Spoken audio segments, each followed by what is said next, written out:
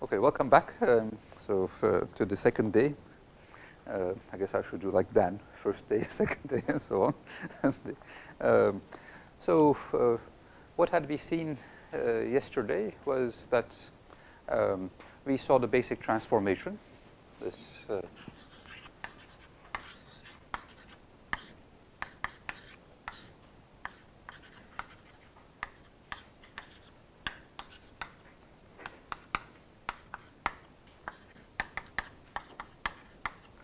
and how to create the synthetic channels. The W minus is between U1 and Y1, Y2, and W plus is the channel which connects U2 to Y1, Y2, and the fictitious output U1, which becomes available only after we decode the channel's output, W minus is output. We saw a few things. We saw that this transformation, it preserves mutual information. The newly created channels, their total mutual information is the same as the ones that you started from. In fact, by the way, this would work even if you had a channel W1 here and a channel W2 there, and then you create this construction. This would still be true, here being I of W1 plus I of W2. So this polar thing does not need to operate on the identical channels. You can operate on different channels also. We saw also that the IW minus is less than IW, which is less than IW plus. These things are ordered in this particular way. And I also claimed, without any proof, that these inequalities are strict unless IW itself is close to 0 or close to 1, okay? Is equal to 0 or equal to 1. Namely, the difference between these things, let me put here half of the IW plus minus IW minus, of course, is equal to IW plus minus IW, is also equal to IW minus because of this averaging property. The difference between this and this is exactly twice the difference between this and the IW, or vice versa. These are all the same. So if I plot this IW, there is a permissible region these x and the y coordinates can take. They only live inside here. These numbers are 0 and 1. Okay. And if I recall correctly, the top part is a quarter. Okay. It's the one that came from the BEC traces the top one. For the case of the BEC, the top curve, remember, was given by p times 1 minus p, where p was the erasure probability of the underlying channel. So maximum that is a quarter. So, okay. So let me not prove this at this moment. It's a bit of a technical thing, so it's best maybe leave this one to some time in which not everybody's completely fresh, so that the morning can be spent on more interesting stuff than just doing some silly computation on the board. But the message from this thing is the following thing. It will say that if IW is in some interval delta 1 minus delta, it is away from the two extremes, 0 and 1, then this difference here, this IW plus minus IW minus, let me divide this thing by 2 also, is at least as big as some kappa of delta. So the kappa of delta is in fact the smaller of these two heights. If this is delta, this is 1 minus delta, you have these two heights here. The smaller of these two heights is kappa of delta. Anything in between is bigger than the smaller of these two heights. Okay. All right. So with kappa of delta being positive whenever delta is positive. So kappa of delta is never 0. It's strictly positive. And the nice thing about this is the following. This kappa of delta does not depend on channel W at all.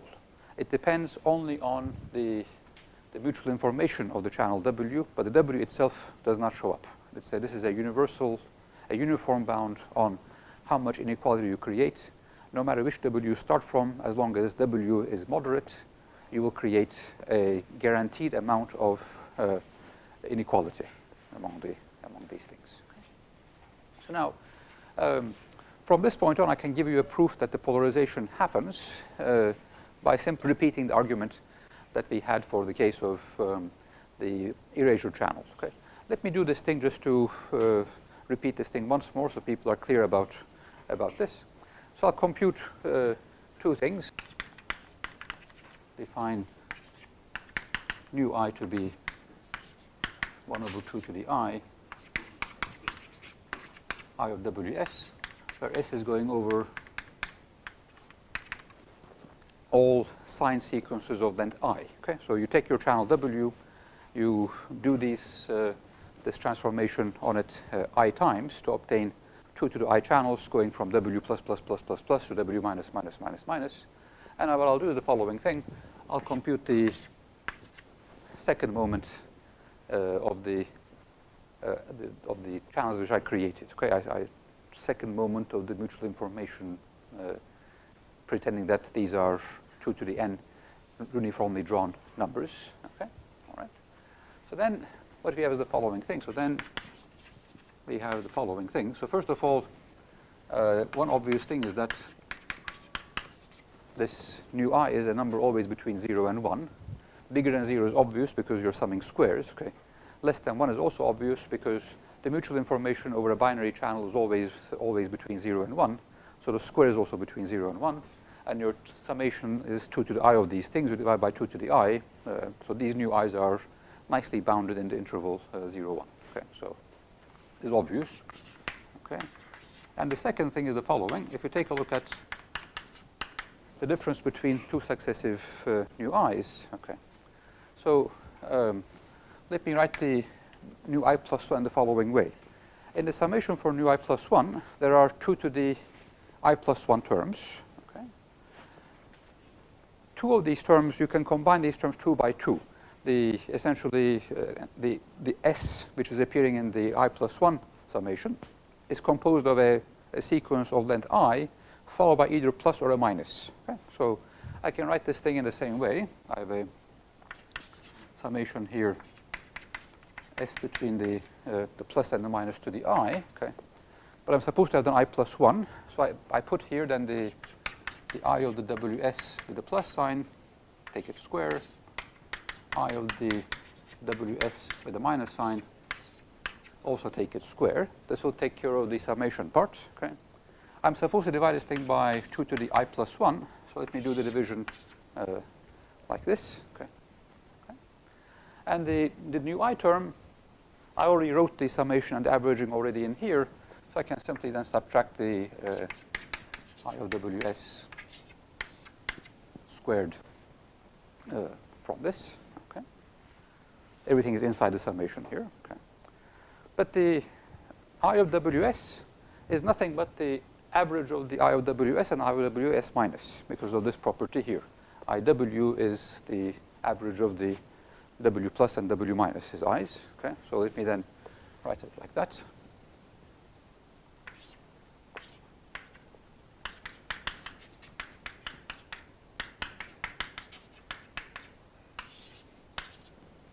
Divided by 2 squared. Okay. And now this whole thing, if you do the expand the squares, do the subtraction, etc., this is exactly equal to the I of Ws plus minus I of Ws minus divided by 2 quantity squared. Okay? So if you do the algebra, okay, you'll find that a squared plus b squared divided by 2 minus a plus b divided by 2 quantity squared is exactly a minus b quantity divided by 2 quantity squared.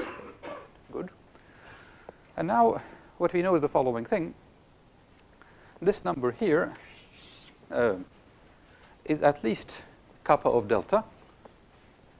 This half of the difference between these things is at least kappa of delta squared whenever IW is between IWS is between delta and 1 minus delta. So this I can lower bound by saying this is at least kappa of delta squared, okay? Whenever I'll put an indicator function, it is 1 or 0, okay? Whenever IWS is between delta and 1 minus delta. Okay? So because this right-hand side here is 0 if IW is outside of this interval. 0 is always a lower bound to this. That's fine. Okay. And if this number is 1, this this indicator function fires to say to 1, IWS is inside the interval. In that case, we know that this difference is at least kappa of delta squared, so we're okay, right? So then what I have is that now the following thing. So based on these things, what we have is that the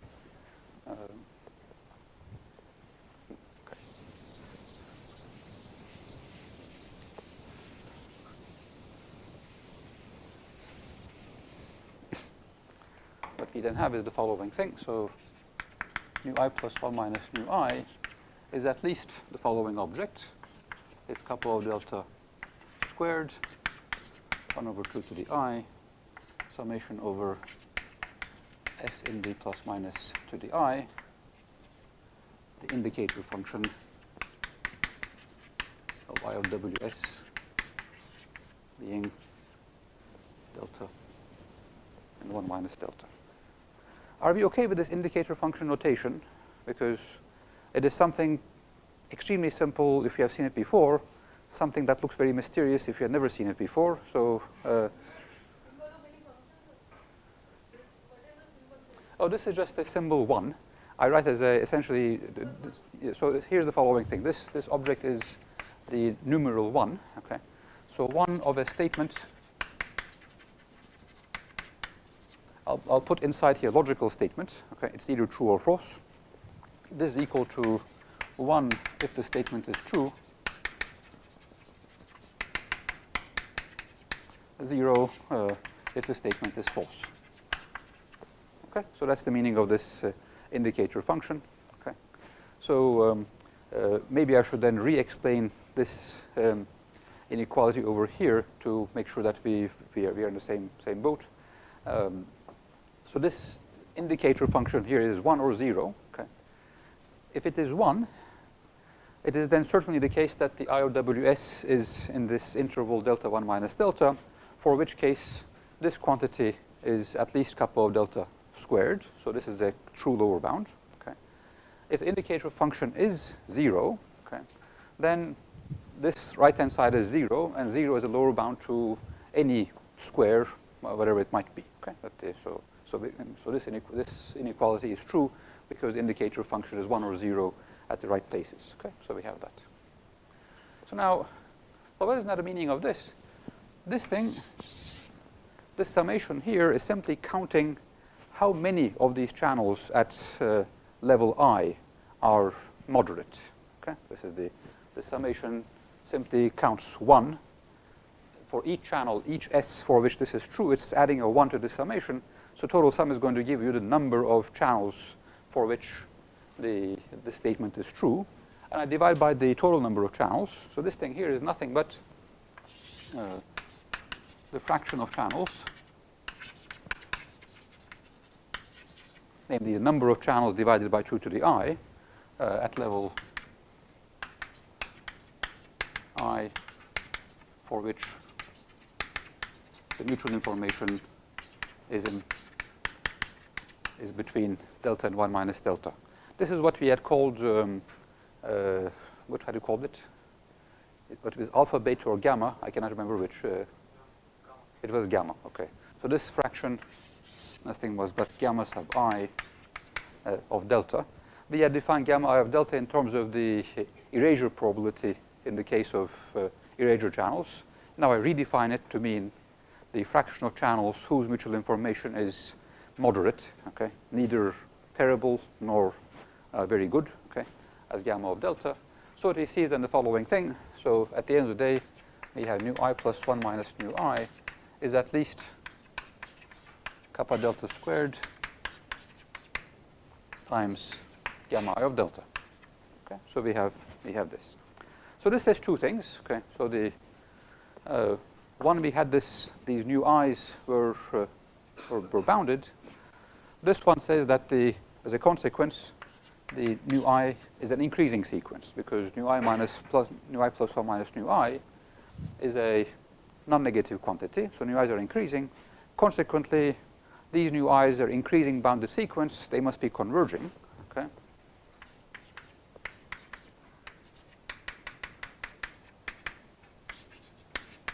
So the successive difference between successive terms must go to 0. Convergence implies in particular that the difference goes to 0. So together with 1. So together with the statement 1, it implies that this is true. Okay. But this thing means that since this difference is like that, so that says that the 0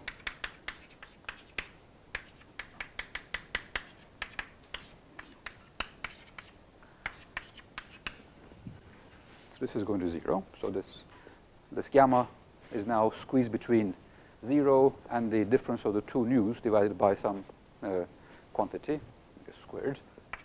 Okay. All right. So now if you're squeezed between 0 and something which goes to 0, you must be going to 0. Okay. So consequently, this gamma I must be going to 0. So when you do this polarization transformation a large number of times, the channels that you create, we had seen the experiments yesterday, the channels that you create, almost all of them will become polarized. Almost all of them will have the property that either you're close to 0 mutual information or you're close to unit mutual information. The fraction of channels which remain in between, neither good nor bad, these are the ugly channels I call, okay? The fraction of ugly channels disappear, okay? Or vanish. Good. Okay. So now we have seen that the polarization takes place in a very general setting. So our experiment that we did in the yesterday's lecture, it was done for one particular binary erasure channel, the one with erasure probability 0.3. So you might have doubts that, well, I mean, maybe this thing worked because he knew before he did the experiment that if he plugged in 0.3, everything would have worked out. Maybe he's showing me this. Okay. This shows that no, it is not the case. It would have started work with any erasure point I picked. Not only that, it would actually work for any channel that I picked. It didn't have to be erasure channel, no matter which binary input channel I start from. Could be, somebody asked me about what if it was a Gaussian channel. I think it was you, right? Sorry.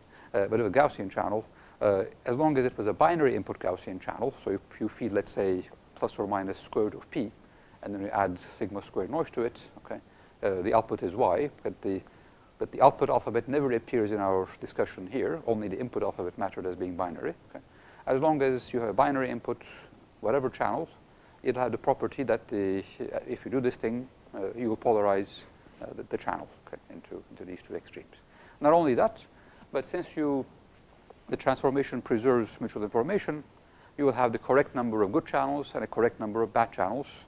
The correct number of good channels that are going to get the fraction of good channels is exactly going to be the IOW of the original original channel you started from.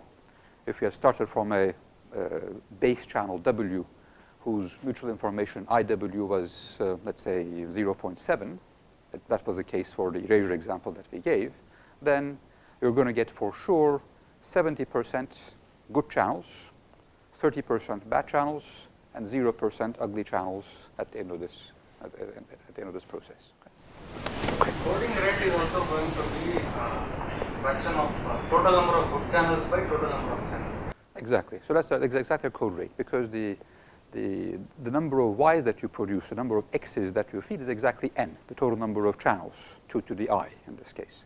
Which channels do we use is the raw data bits that we're going to send to those channels. Those are the U's on which I put data, and those are going to be up to IW fraction of these things I can transmit. Okay. As long as your code rate that you want to design the code for is less than I of W, I can do this. Okay. Sure. How have you estimated that? Oh, I see. Good.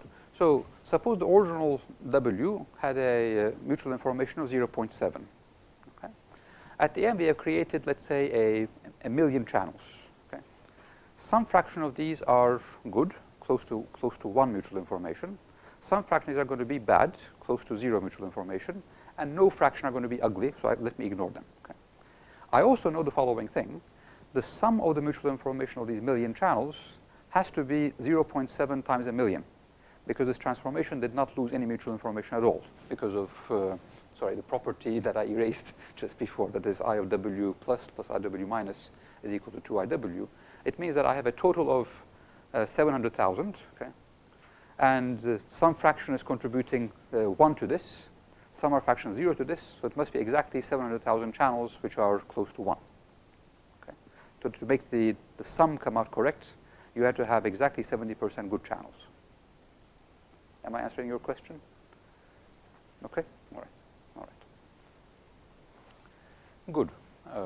So which means in particular that as long as the code rate you desire is less than 0.7 in this running example, you are going to find eventually 70% good channels which you can use to send raw data, and the remaining channels, you're going to freeze them to 0 or to whatever random things that you flipped, and then reveal them to the decoder also, and then it will be okay. Good. All right. So maybe I should say a few words about, since Adrish mentioned this thing just before lecture started, the connection with Reed-Muller codes. So if you take a look at what is going on between the U's and the X's that you're feeding to the channel, what you have at this level is the following thing. We have x1, x2 is equal to u1, u2, and the matrix here is exactly this. The x1 is the summations of the u1 and u2. x2 is the just u1 itself. Okay. At the next level, okay, what you do is the following thing. If you see how this transformation works, okay, what you're going to have is this one.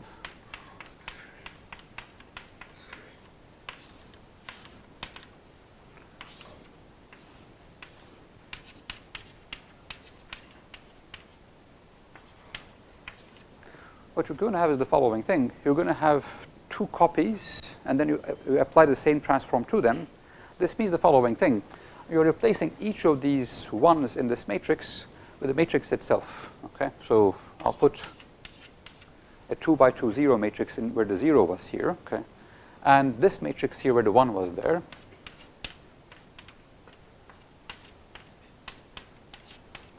Okay, this is known, by the way, as the Kronecker product of this matrix with itself. Okay, if you go to the one more level to get the 8 one, I'm not going to maybe write this thing down.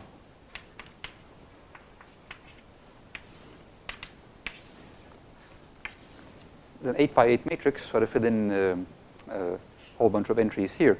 But essentially what I'll do is the following thing. To each of these ones, I'm going to replace by 1101, 1101, 1101.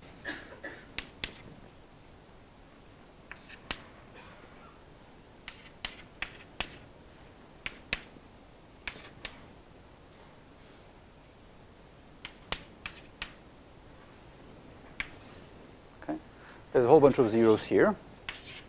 Okay, and then each of these ones is replaced by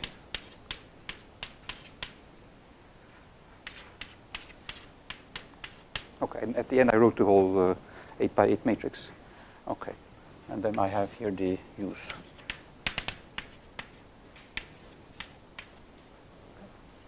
So what you see is that, in fact, the matrix which sits between the data, some of these U's are going to be data, some of them will be frozen to 0. Which ones are data, which ones are not, depends on which of these U's are seeing the good channels, which of these U's are seeing the bad channels, okay, because each of these U's is an input to one of these WS's. Okay, all right. Some of them we mark them to be good, some of them mark them to be seeing the good and the bad channels. So the transformation matrix that is sitting in here is the, what do you call this, the Hadamard transformation. Okay. This also says as to why is this thing very much like the Fourier or the FFT matrices, because this has the same structure as the FFT structure. Okay, this Hadamard transformation. So this is why it can be done in order n log n time, because it has this nice structural property. When you write down these XOR things that we did yesterday, you see that this whole thing, even though the matrix multiplication general is n squared operations, this can be computed in order n log n time. This multiplication can be done much easily. Okay, and secondly, you also see that the Reed-Muller codes, okay, also start from the same matrix as the generator matrix. This is the generator matrix of a code. And then if you want to construct Reed-Muller codes, you will pick up the rows from the highest weight towards the lowest weight.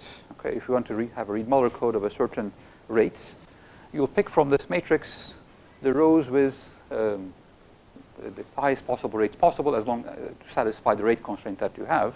You'll pick the top row, okay, and then the rows. By the way, the weight of these rows, the number of ones in each row, is always a power of 2. Okay, so you have a row of weight 8. Okay, you're going to have here 8. So I have to think about this. Okay, 8 choose. Sorry, no. You're going to have 3 choose 1. 3 rows of weight 4, 3 rows of weight 2, and then 1 row of weight 1 and 1 row of weight 8. So you'll pick the high weight rows and say that these are the rows that you use.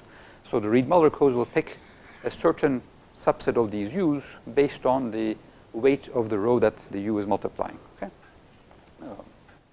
Sorry, column that U is multiplying, but the same thing. This matrix is nice and symmetric, it seems. The polar codes, by contrast, will pick a different set of columns, okay, based on the mutual informations that we computed.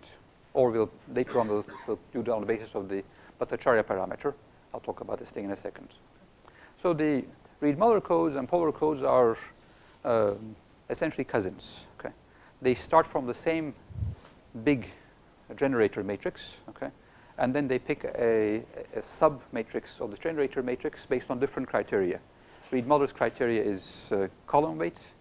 The polar criteria is what is the corresponding mutual information for that channel which corresponds to this particular row. Okay, so but they start from the same matrix there. So since polar codes achieve channel capacity, we just saw this. Okay, there was then idea that perhaps Reed-Muller codes do also. In fact, there was a conjecture of the, I think, late 1950s that the binary symmetric channel, the capacity can be obtained by Reed-Muller codes. Okay. There's still an open conjecture. It's by now it is almost 60 years old. It's still an open conjecture. The conjecture has been closed very recently by Rudy Urbanke, his student Marco Mondelli, Henry Pfister, and his students for the binary erasure channel. They showed that the Reed-Muller codes do achieve the capacity of binary erasure channels. But the hope was that one could prove that the Reed-Muller codes achieve the capacity of any symmetric binary input channel. This is still open. Even the simplest case, the binary symmetric channel is still open. So it's a very interesting conjecture. I was going to say something more about this, but the thought came to me and they left me immediately. So I don't know anymore what I wanted to say. There was one more thing I had in mind, but okay. It will come to me later. Yes, sir. Across the lower triangular part will be mostly. True, yes. Does that have physical implication or understanding? I'm not sure. You see, the density on this matrix is 3/4 to the power I, right? Because every time you start with a matrix which was 3/4 ones and 1/4 zeros, and each time you operate, you leave the zeros as being zeros, but the ones you again replace by 3/4 ones, 1/4 zeros. So every time you do this operation, the fraction of ones in this matrix is going down by a factor of 3/4. So if you do this thing many times, the density of this matrix is going towards 0. So the weight of this matrix is much less than a randomly chosen matrix. So whether this has any bearing to your question, I don't know, but let me just leave it there. But it's but the structure is the one that allows you to do encoding in only n log n time. Okay. All right. And we saw this exactly through this XOR circuit that we described for the channel here. Other remarks, questions? Okay. What I want to discuss next is decoding a little bit, because now that we talked about the encoding and so on, it's a good time, I think, to talk about that. So maybe I should start with the most trivial thing possible. Suppose you had a single channel W. You had a W in here, and either a 0 or a 1 is sent. Let's say X for the time being. And as X is equal, likely to be 0 or 1. Okay? And then you observe a Y in here. And based on this observation Y, you wish to decide, was it X, was it 0, or was it 1 that was sent over the channel? Well, what would you do? We all know, actually do we, that the maximum likelihood rule in this case is the thing to do. Okay? Any statistician would tell you, have you taken any kind of communication course before? Yes. Okay. All right. So what you do is the following thing.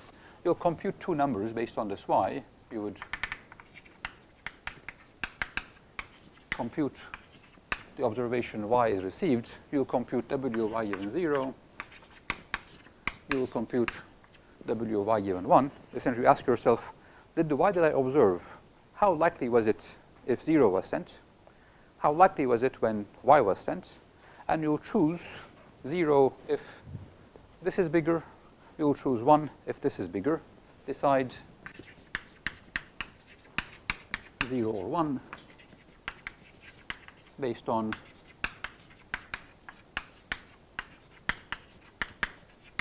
whichever one is bigger.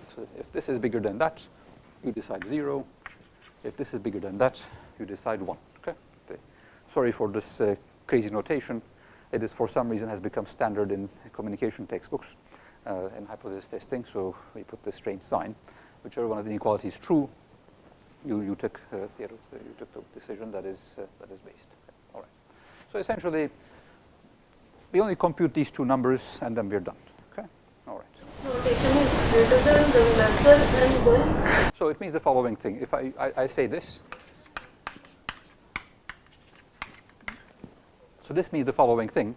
If A is bigger than B, decide 0. If B is bigger than A, decide 1. Okay? No, okay. It's a shorthand. It's a convenient one, so I use it. But apologies, because if you see it for the first time, it looks like, what is he writing? Some nonsense in here. But okay. Let us now see what we would do for the case of suppose we had two channels, and we did this thing with the polar transform, and we want to decide. Okay?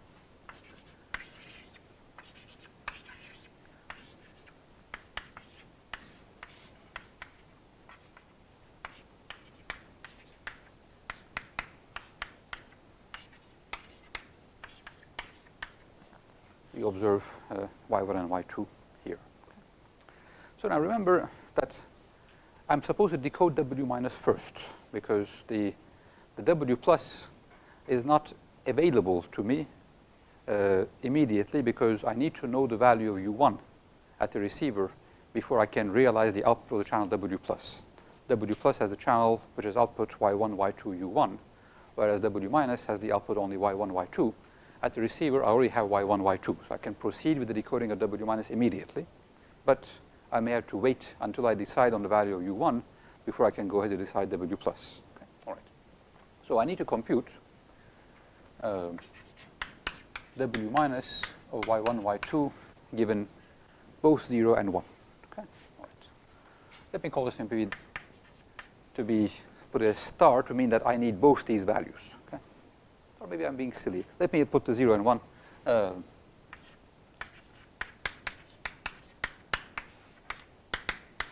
I need both these values in here. So first of all, well, let's see.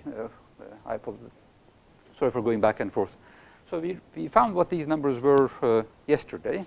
We said this was given by half of WY1 given 0, WY2 given 0, plus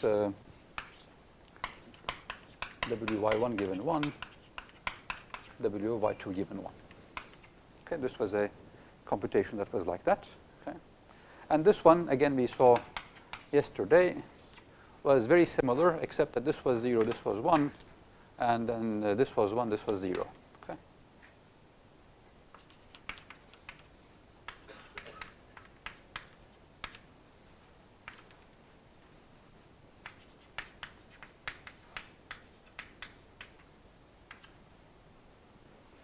Okay, so on the top row, we have conditions on 0, 0s and conditions on 1, 1s for both y1 and y2.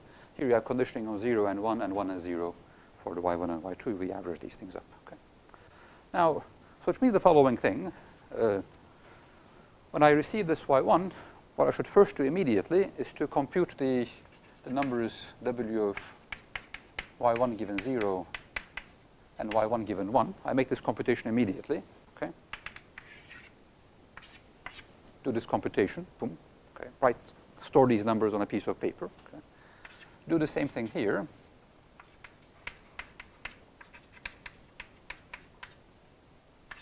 Do this computation too. Okay. And now feed these computations to a box with exactly this. Okay. It takes in these numbers here. There are 4 numbers come in. Okay.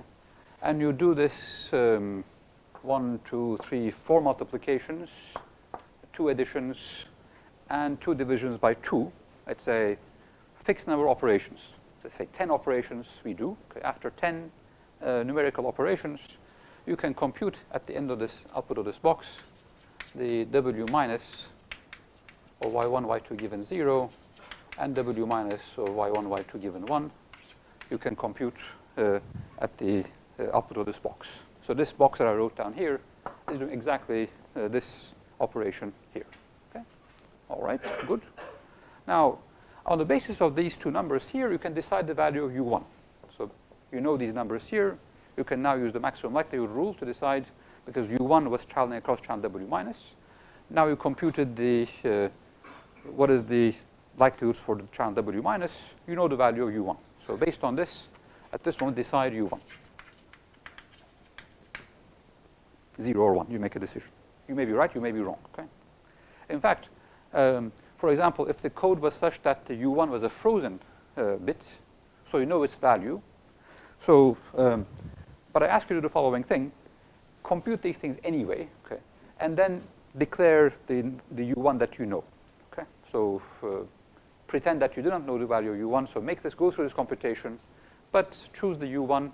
If we happen to know prior knowledge about this, if the u1 was frozen to 0, declare to the customer that u1 is 0. Okay? But make the computation. Okay? Won't hurt you. All right. Now, what about the channel? At this moment, we know the value of u1. Okay. So y1, y2 we have already received. Okay. And u1 we just computed or decided, maybe. Okay. Maybe incorrectly, but remember that there was no difference between the aided by a genie and making decision ourselves. So I pretend that this value of the u1 is correct before going on. But before that is a question. This will become apparent later on, because I want to, when we make this thing multiple stages, the intermediate results that we have here will become useful to further decoding of the other u1s. Because of this, I'll ask you to do computation even though you won't use it at this particular instance. You might be needing them later on. In this example, you'll never need them because there's no continuation of this, but it might become necessary if we had doing one more transformation here. The intermediate results are going to be useful. So now, at this moment, the channel W plus is available. The receiver has y1, y2, u1. He wants to estimate u2. So what am I supposed to compute? I'm supposed to compute W plus of y1, y2, and the u1 I've just decided, conditioned on the u2 being 0. Okay? And the W plus of y1, y2, u1, conditioned on the u2 being 1. Okay. We just saw that this was equal to this was given by, again, yesterday's lectures. This was given by u1, y2 given 0, okay, and this was given by w of y1 and the complement of u1, the opposite of u1. Maybe I should say u1 plus 1. Would you want? Because what is being fed to the w is u1 plus u2. u2 is 1. There's u1. So this is the opposite of u1, and the y2 given 1. Okay. But again, what you see is the following thing. This requires 2 multiplications and 2 divisions by 2. Again, it's a box whose operation is a finite number of operations. Let's say, again, 10 operations. I'm exaggerating this 10. I'll put another box here. Okay. It is different than this box because this does the computations for this minus business. So it again takes on these 4 values, this W of y1 given 0, y1 given 1, W of y2 given 0, y2 given 1. It takes these 4 numbers. It also takes in the decision that you made, the decision for u1, because we're using it here, the decision that you do. Okay. So you feed these numbers here together with the value of u1, and out comes this W plus of y1, y2, u1 given 0, W plus of y1, y2, u1 given 1. Okay. These 2 numbers pop up. Okay. All right. On the basis of these 2 numbers, you can now decide the value of u2. Just comparing, is this bigger than this? If so, you decide u2 is equal to 0. Is this bigger than this? You decide the value of u1 being 1. Okay. All right. Good. So now that we have this, okay, I want to show you, let me go through the level 4. Okay, so do this thing one more time, and then you'll begin to see that a very nice pattern begins to emerge. Okay, and then you will again see that the decoding will take, we're going to have here, for each stage of the encoding, we're going to have here n, if the, sorry, if the number of stages is I, okay, we're going to have here 2 to the I channels, and then this diagram will have as being there will be I stages of these decoders, each of them containing 2 to the I boxes. Okay, so this number of boxes that we have here is going to be I times 2 to the I, which is n log n, because the 2 to the I is the block length, n log n boxes, each of which makes only 10 computations at most. So in 10 times n log n number of arithmetic computations, we're going to decide all of our u's. Okay? That's going to be the conclusion that we will draw. But I first want to convince you that it is indeed the case that you have I stages, and each stage contains exactly 2 to the I boxes, and so on and so forth. And to do this, you'll be immediately convinced once I show you the one more stage. You say, okay, I see the pattern now. Okay? All right. Good. So I think I can erase these ones so that the point was that these were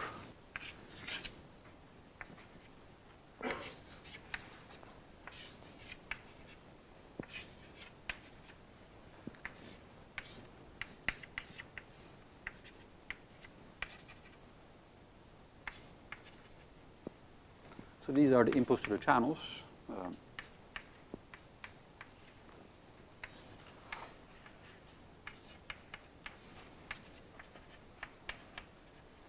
X4, okay. I shouldn't call these U's because U's are going to be the inputs in here, so let me call them something else. For lack of a better letter, let me call them V's. Okay, so V1 is traveling across a channel which is W minus. Okay. V2 is traveling across a channel which is W plus. V3 is traveling across the channel W minus, a second copy of the W minus. And V4 is traveling through the channel, which is a second copy of W plus. Okay. And now what had we done? We were going to merge the 2 W pluses together and 2 W minuses together. So V1 and V3 were the ones traveling through W minus. So I connect these. Okay. So this U1 is now traveling through the channel W minus minus. And then let me call this one to be U2. U2 is traveling the channel W minus plus. Okay. Those are the ones I first created because that's the first operation that we did. And then I'll also merge these ones here.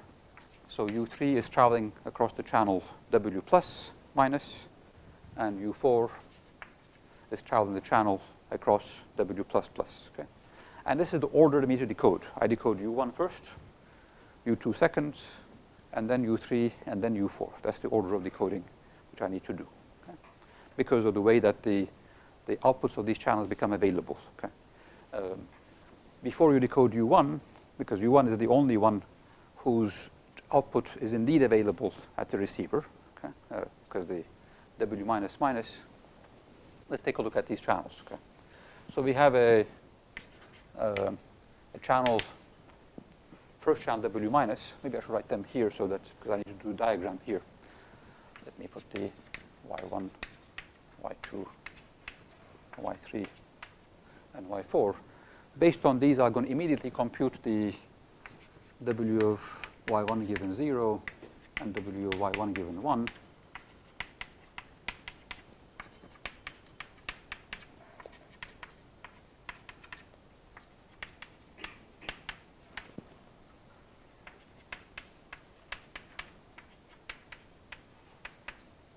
So I compute these things immediately at the output.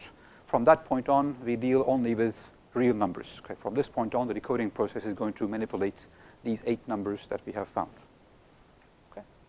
Maybe notations you can keep same, y1, y3, y2, and y4, because you're calling them. Possibly true. Now let's take a look at these synthetic channels that we have created. Okay? So we have here 4 W's. These are not synthetic. These are real. Okay? So they have input X, output Y. Okay? All right? And then we created a W minus on the top row, whose input is V1. The output is Y1, Y2. Okay? And we have a channel W plus, whose input is V2, and whose output is Y1, Y2, and V1.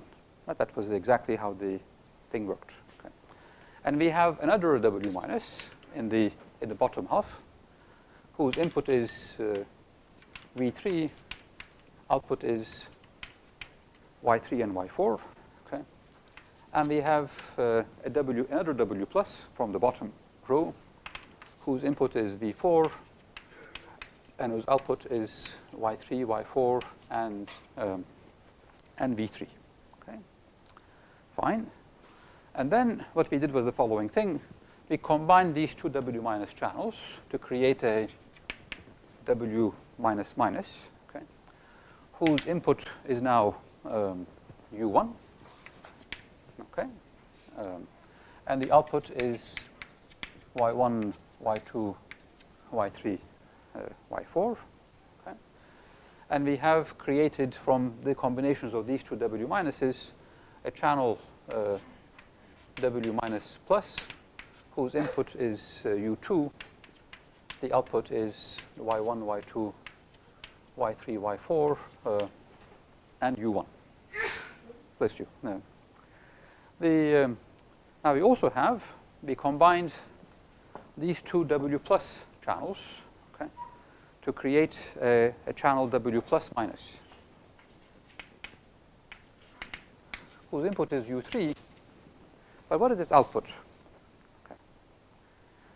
You see, I'm supposed to concatenate the 2 outputs of these constituent W plus channels. So remember, the minus transformation takes 2 channels. Okay. So generically, it was the following. Remember that you have a, let me call it, since the generic, let me not call the channel to be what? K. Okay. K for kanal. Okay. It's Turkish. Okay. So this is the channel becomes K. So if you have a generic K from X to Y, okay, the K minus has some U at the input and the Y1, Y2 at the output. So it concatenates the outputs of the 2 constituent channels here. So since the constituent once for this W plus minus was 2 copies of this W plus, I'm supposed to concatenate the Y1, Y2, V1 together with the Y3, Y4, and V3.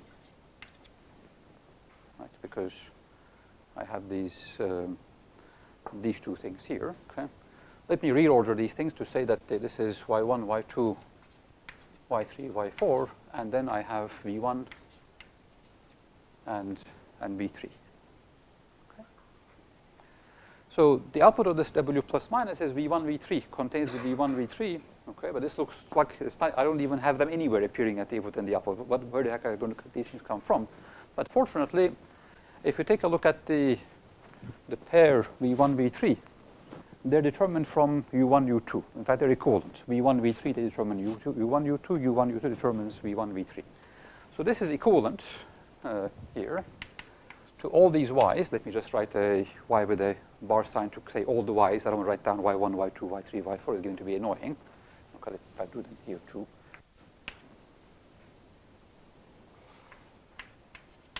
Okay, this is y bar and U1, U2. It is not the same. It is equivalent. The outputs V1, V2, I need them. But in fact, they're the same as the V1, I need them, but the same as the U1, U2. Okay. And similarly, the W++, okay, it has the input U4, and the output is Y bar, okay, V1, V3. I concatenate the two outputs of these W pluses. On addition, I also put the U3, because remember how the combinations of the K plus was.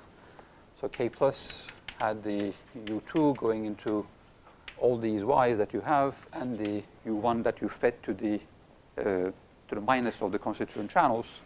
The minus of these channels was being fed U3, so it also appears here. Again, this is equivalent to Y bar and U1, U2, U3. Okay.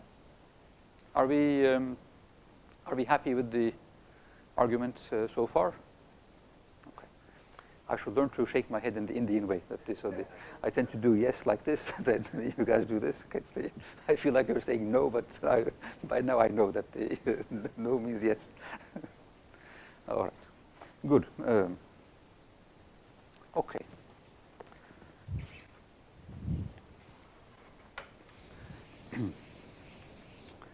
Fair enough. So now how are we going to proceed with this decoding? So now I have these two W's, okay, which are the basis for one of the W minuses and one of the W pluses. What I do is the following thing. Here I put this minus computation box, okay, feed to it these values here. So these numbers, this pair of numbers, these two pairs of numbers, they feed to this computation box for minus. Okay, this does, as we said, forget how many, 4 multiplications, 2 additions, and 2 divisions by 2 to compute the at the output here. We have W minus of Y1, Y2 given 0, W minus of Y1, Y2 given 1. I'll pops this. All right. I'll do the same thing here. I have a minus computation box. Out pops W minus of Y3, Y4 given 0, Y4 given 1. Okay? Because that's what the minus computation does. It computes from these numbers here, based on the Y3, Y4, it'll compute the W minus of Y3, Y4 and the corresponding possible inputs to this thing. Okay? All right.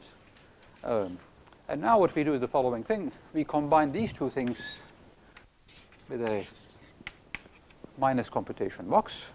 Okay.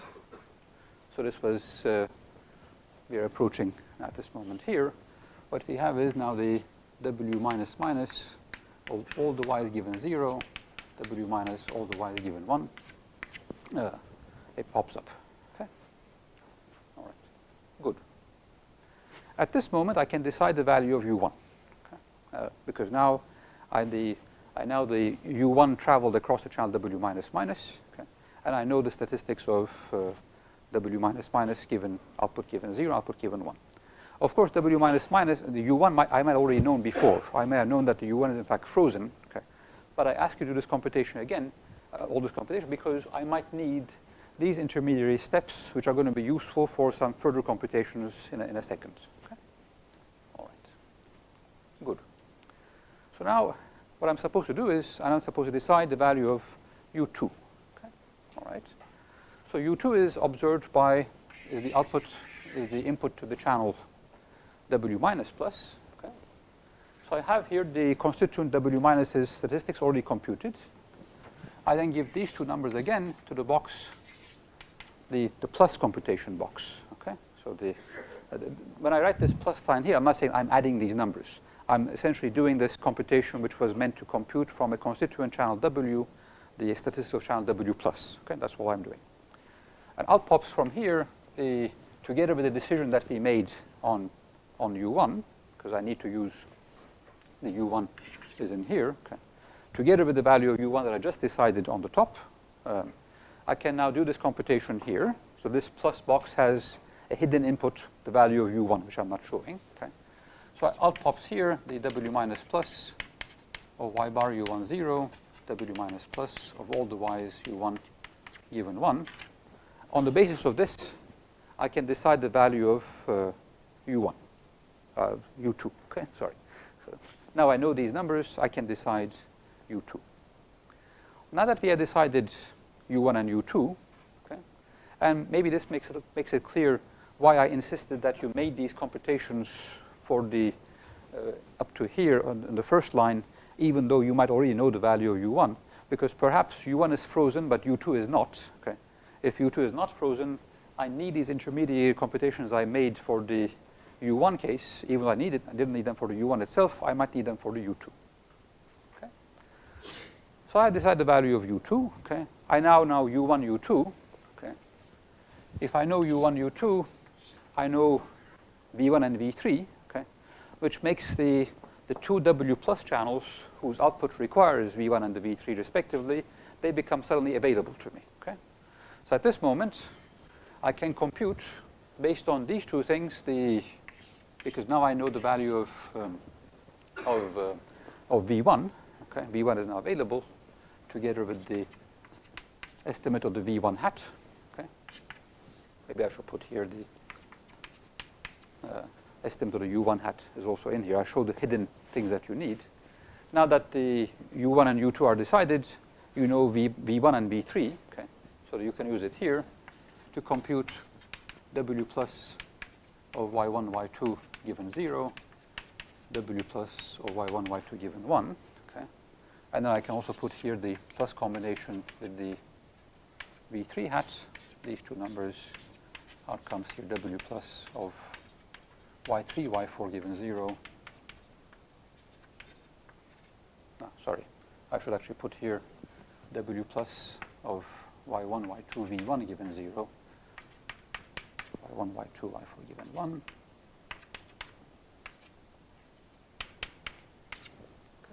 Okay. W plus channels has not just Y1, Y2 at the output, they also have the input to the corresponding W minus, which was the V1. And these guys have the V3. Okay, so now we compute these. Okay, now we have made a computation for the constituent W plus channels in our hands. Okay, now I can combine this and this with the minus combination to compute the W plus minus of all the Y's. The V1 and V3, okay, which is the same as the U1, U2 given 0, W plus minus all the Y's U1, U2 given 1. Okay, on the basis of which you can decide the value of U3. Okay, once you have decided the value of U3, you can combine these two things again. Where were they? This and that. Plus combination with the value of U3 coming in here to compute at this moment the W plus plus all the Y's U1, U2, U3 given 0, and the same thing given 1. All Y's and U1, U2, yes. I could also write V1, V3 if you want. That U1, U2 and V1, V3, they are equivalent to each other because U1, U2 determines V1, V3, V1, V3 determines U1, U2. So now, I guess it is becoming reasonably clear because you see that we essentially put here a whole bunch of these computational boxes, another line of computational boxes there, okay? And then exactly 2 stages because I started from 4 channels, okay? 4 is 2 to the power 2. If I had here 8 channels like this, I would proceed like this one, like here, and then I'll put here another line of 8 computational boxes like that. Below this is a 2 plus sign. U1, U2, and U3, they're all here. The sequence of objects written here are exactly the sequence of objects which are written here. So I can write either all the y's, V1, V3, and the U3, or equivalently I can write all the y's, U1, U2, and the U3, because U1, U2, and V1, V3, they are in one-to-one correspondence. If you know one pair, you know the other pair. Okay? And from this, you can decide the value of U4. Okay? That's how this successive decision decoder is going to do. So what you see is, again, you have here for, you're going to have here, if you had here 2 to the I channels to begin with, if your block length was 2 to the I, you're going to have I stages of computational boxes. On each stage, you're going to have 2 to the I boxes. So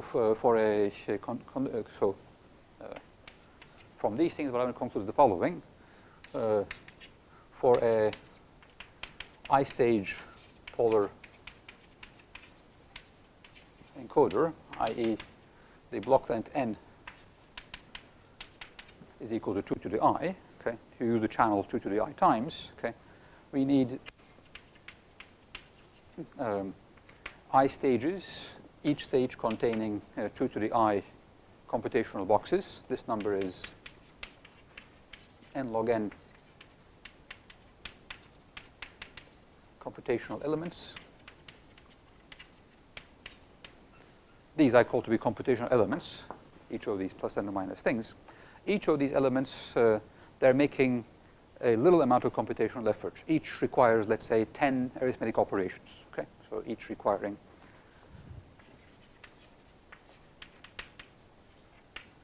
10 arithmetic operations. Consequently, in 10 n log n computations, you do your decoding. Okay, so decoding effort is order of O of n log n. Okay. Is this last line of this blackboard visible, or maybe it's completely invisible to people in the back? Shall I write it on the top?